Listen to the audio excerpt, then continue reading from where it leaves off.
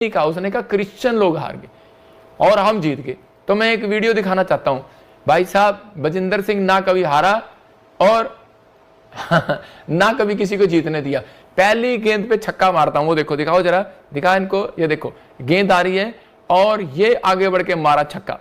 मैं कह रहा हूं कि मैं छत्तीसगढ़ में आ रहा हूं, बॉल तेरे हाथ में होगी, बैट मेरे हाथ। याद रखना भाई साहब, मैं कह रहा हूं कि जो भी कोई है, तो मैं उनको कह रहा हूं कि बजिंदर सिंह ने हार नहीं कभी मानी, क्योंकि यीशु मसीह मेरा जीत चुका है। वो हम हारे हुए नहीं, हम जीते हुए हैं। यीशु मसीह जीता हुआ है, शैतान हारा हुआ है। और इसी समय आपको विश्वास करना है कि पवित्र आत्मा आपकी जिंदगी में काम करेगा। एक बार और बैटिंग दिखा दे मेरी, जरा एक बार और बैटिंग दिखा दे। देखो भाई साहब, छक्का मारना मुझे भी आता है। मैंने हथियार कहते हैं ना, किसी ने कहा हथियार हमने छोड़ दिए हैं, लेकिन हम हथियार ना पकड़े ना छोड़े।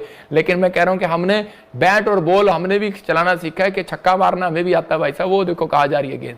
तो याद रखो कि ये सब कुछ टाइम पलटने में देर नहीं लगता, परमेश्वर जानता है। लेकिन हम माफ करने वाले व्यक्ति, हम परमेश्वर के वचन के अनुसार चलते हैं। हम माफ करते हैं व्यक्ति को, बस कर हम माफ करते हैं व्यक्ति। दोस्तों, एक मसीह विश्वासी कभी भी किसी का बुरा नहीं चाहेगा, चाहे कोई उसका कितना भी कड़ा विरोध कर ले या फिर उसका कट्टर दुश्मन बन जाए।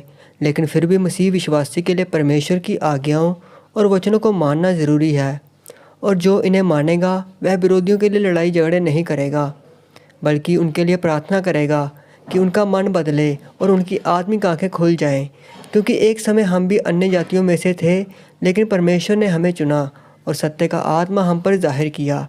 इसलिए चाहे कोई कितना भी विरोध करे या फिर धमकियां दे, फिर भी हमें विरोधियों का भला ही सोचना है और उनके लिए प्रार्थना करनी है, जैसे कि हमारे परमेश्वर प्रभु यीशु मसीह ने हमें करने के लिए कहा है।